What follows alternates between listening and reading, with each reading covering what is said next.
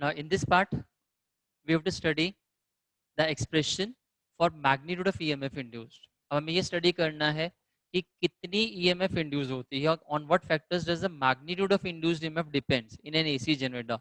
Or sometimes the question is asked as a conceptual. It is asked as a coil of N turns, area A, it is rotated with angular speed omega in magnetic field B. एक coil given है जिसमें N turns है, area of coil is given to be capital A, it is being rotated with angular speed omega in magnetic field B. Obtain an expression for maximum induced EMF and the power dissipated in the resistance R. ये हमें निकालना है. So we say that as we have been given the number of turns, so according to the question, जो हमें number of n जो है हमारे पास n is the number of turns, ये given है हमें. A is the area of cross section given हमें, area of coil given है, and B is given to be the magnitude of magnetic field. ये हमें magnetic field given है. If we suppose that theta is the angle, let theta is the angle between the magnetic field vector and the area vector, then what is theta equals to?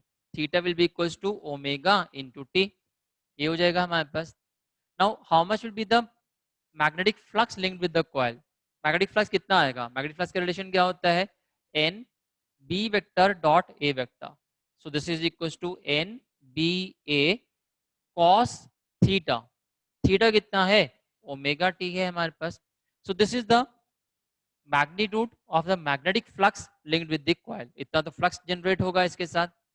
अब EMF कितना होता है? As we know that by Faraday's second law, e is given by d phi by d t. Minus of d phi by d t है हमारे पास. It is minus of d by d t of n B a cos omega t. ये relation आ गया हमारे पास. So we can write this as minus n B a and d by dt of cos omega t. Derivative of cos omega t आ जाएगा. अब cos omega t का derivative क्या होगा? d by dx, as we know that d by dx of cos of ax is equals to minus sin ax multiplied by a. ये relation होता है हमारे पास. cos ax का डेरिवेटिव क्या होगा? Minus of sin ax into coefficient of x, that is multiplied by minus a कर दिया हमने इसको यहाँ पे. So what we get from here, it is minus and this minus gets plus now. So it is NBA और cos का क्या लिख दिया हमने? A की जहाँ पे क्या है? यहाँ पे ओमेगा है. cos थीटा की जहाँ क्या आ जाएगा? sin थीटा आ जाएगा. So this will be equals to sin omega t. This is the magnitude of the induced EMF. ये induced EMF आ जाएगी हमारे पास. So this gives us the relation for induced EMF. Now we see that E is maximum. Now E is maximum. E maximum होगा और उसकी maximum value कितनी होगी? ई not होगी. कब? जब ये साइन ओमेगा टी क्या होगा? 1. When this sine omega t, this is maximum and the maximum value is equal to +1. तो ई नॉट क्या बन गया हमारे पास? ई नॉट की वैल्यू क्या हो जाएगी? एन बी ए ओमेगा. ई नॉट हो गया हमारा एन बी ए ओमेगा और साइन ओमेगा टी की वैल्यू कितनी हो चुकी है? 1 हो चुकी है. So this gives us the value of E naught. This is the maximum EMF induced. ये हमारे पास मैक्सिमम ईएमएफ इंड्यूस आ जाती है. ठीक है. If you name this equation, mark this equation as equation 1 and let this be the equation 2. then using equation 2 in equation 1, using 2 in 1, we get that E is equals to E naught sin omega t. Now what does this relation tell us? This relation tells us that EMF is alternating in nature. ये relation हमको बताती है कि EMF कैसी है? EMF alternating है nature के अंदर. हमने फ्रॉम द डायग्राम से भी देखा था, वर्किंग से भी देखा था कि ईएमएफ क्या कर रही थी? करंट क्या कर रहा था? अपनी डायरेक्शन को चेंज कर रहा था हाफ रोटेशन के बाद. अब यहाँ पे भी ये क्या शो कर रहा है कि ईएमएफ कैसी है? ऑल्टरनेटिंग नेचर की है, because it is sinusoidal in nature. Sinusoidal function आ गया हमारे पास यहाँ पे. Now if r is the resistance, r हमारा रेजिस्टेंस है, then what will be the current equals to? Current is given by E by R. So this is equals to E naught sin omega t divided by R हो जाएगा. I is maximum. I का maximum होगा जब sin omega t 1 हो जाएगा और maximum value क्या होगी? I naught.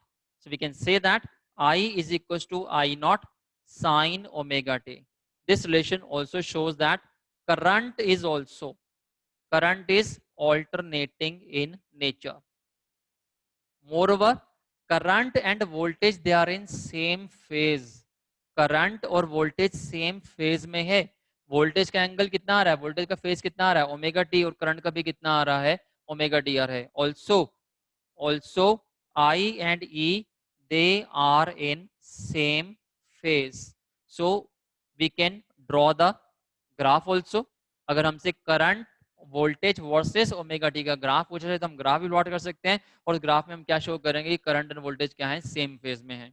तो क्या क्या पूछा गया था हमसे यहाँ पे, एक तो उसने हमसे फर्स्ट पार्ट में तो पूछा कि ईएमएफ इंड्यूस बता दो, तो हमने लिख दिया कि ये सब फीचर्स तो हमको गिवन है. फ्लक्स कितना होता है एनबीए cos थीटा होता है, थीटा की वैल्यू ओमेगा टी है. ईएमएफ क्या होता है, by Faraday second law EMF is equal to minus d phi by dt, तो minus d by dt of n b a cos omega t, तो minus n b a d by dt of cos omega t आ जाएगा. तो as we know that d by dx of cos x कितना होता है, minus ए sign x होता है, तो e is equal to n b a omega sine omega t आ गया हमारे पास. अब ये ईएमएफ मैक्सिमम कब होगी, और इसकी मैक्सिमम वैल्यू का नाम क्या रखेंगे हम, ई नॉट, कब, जब साइन ओमेगा टी क्या हो जाएगा, मैक्सिमम हो जाएगा, और मैक्सिमम वैल्यू कितनी होती है, +1 होती है. तो ई नॉट कितना बन गया, N B omega sine omega t की वैल्यू 1 है. सो मैक्स ईएमएफ इंड्यूस कितनी आ जाएगी, एन बी ए ओमेगा आ जाएगी. Now when we use this result in equation 1, we get E is equals to E naught sin omega t. It shows that EMF is alternating in nature. For also, if R is a resistance, we can find the relation for current. Current क्या होगा, EMF upon resistance. तो E naught sin omega t upon resistance. Current is maximum when sin omega t is 1. जब sin omega t की value +1 हो जाएगी, current भी maximum हो जाएगा, और तब उस मैक्सिमम करंट का नाम I naught रख दिया जाएगा. तो I naught की वैल्यू क्या होगी, E naught upon R होगा. तो रिलेशन क्या बन जाएगी, I is equal to I naught sin omega t. This shows that current is also sinusoidal in nature or alternating in nature. Also we get I and E, they are in same phase. तो यहाँ भी omega t है, तो यहाँ भी हमारे पास omega t है. तो मैक्सिमम ईएमएफ इंड्यूस भी आ गई है हमारे पास यहाँ पे. अब पावर डिसिपेटेड इन रेजिस्टेंस हमको निकालना है, तो पावर डिसिपेटेड भी निकाल लेते हैं यहाँ से. पावर का रिलेशन क्या होता है, power is given as E square by R. We can find the value of power here, we write it here now. Power लिख लेते हैं यहाँ पे. पावर क्या होगा हमारे पास, तो पावर डिसिपेशन निकालनी है, पावर का रिलेशन होता है हमारे पास I स्क्वायर R भी लिख सकते हैं इसको. ठीक है, हमें पावर डिसिपेटेड निकालनी, तो पावर पे मैक्सिमम पावर निकालेंगे, तो power will be given by is equal to I square into resistance. अगर इंस्टेंटेनियस निकालनी है तो हम इंस्टेंटेनियस करंट ले लेंगे, अगर मैक्सिमम निकालनी है तो मैक्सिमम करंट निकाल देंगे. फिर मैक्सिमम करंट कितना है हमारे पास, ई नॉट बाई आर है हमारे पास ये. तो so the power dissipation is given by i square r, और आई की वैल्यू कितनी आ चुकी है हमारे पास, i naught square sine square omega t into r. I naught की वैल्यू कितनी है, ई नॉट बाई आर है, तो e naught square by r square into sine square omega t into r. R and are gets cancelled out. E naught की value लिख दो, e naught की value कितनी है, e naught is equal to n B A omega. So we can write this expression as this is equals to NBA omega whole square sine square omega t divided by r. This gives us the instantaneous power. ये हमारे पास क्या आई है, instantaneous power आई है. अगर maximum निकालनी है तो maximum के लिए साइन स्क्वायर ओमेगा टी की वैल्यू 1 हो जाएगी, उस समय मैक्सिमम पावर कितनी हो जाएगी, N B omega square upon R हो जाएगा. So this is how we find out the relation for power and current in a AC generator.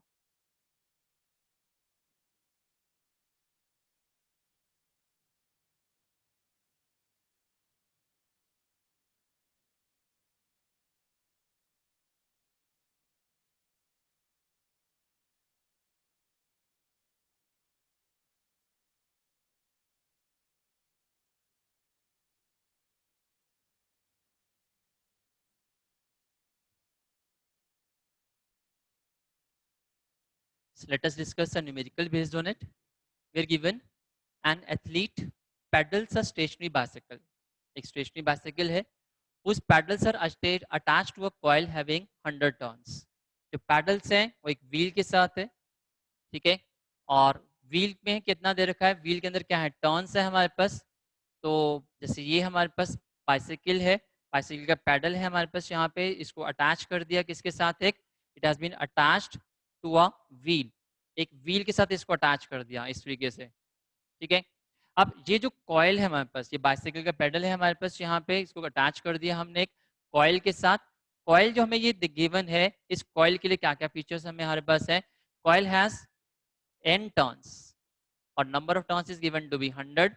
area of turn is given to be 0.1 meter square. The coil is in xy plane. Coil हमारे पास xy plane के अंदर, this is x axis, this is the y axis, ये हमारे पास y axis है, तो coil हमारे पास इस तरीके से है एंड रोटेट्स एट 50 आरपीएम. तो फ्रीक्वेंसी गिवन है हमें 50 RPM. This will be equals to 50 by 60 और 5 by 6 RPS. About y axis and where magnetic field is given to be 0.01 t k cap. Magnetic field कितनी दे रखी है हमको 0.01 Tesla दे रखी है and it has been given along Z axis. Magnetic field Z axis की तरफ हमें गिवन है. मैक्सिमम ईएमएफ निकालनी है और एवरेज ईएमएफ निकालनी है. तो we know that the maximum EMF it is given by, maximum EMF का रिलेशन क्या होता है, e naught it is equal to n B A omega. तो नंबर ऑफ टर्न्स कितनी है 100, मैग्नेटिक फील्ड है 1/100, एरिया गिवन है 0.1, तो इट इज 1/10, ओमेगा होता है 2 पाई न्यू, न्यू की वैल्यू कितनी है 5/6 है हमारे पास. So 100 gets cancelled with this value and this also gets cancelled, 5 and 2 and this, and here we have 3.14 upon 6 ये वैल्यू आ जाएगी. and on solving this will be approx 0.5 value आ जाएगी हमारे पास. so this is 0.52 volt. This is the peak value of the EMF induced. ये हमारे पास क्या आ जाएगी, पीक वैल्यू आ जाएगी. तो पीक वैल्यू निकालनी थी. पीक वैल्यू का रिलेशन क्या होता है, n B omega. Number of turns given है, magnetic number of turns is 100, magnetic field is given to be 0.01 and area is 0.1 meter square and omega is 2 pi nu. तो 2 pi into nu की value कितनी है 5/6, 3.14 upon 6.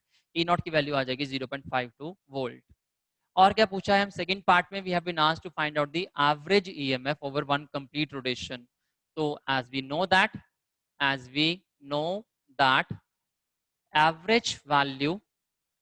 average value of EMF over average EMF of alternating EMF over one complete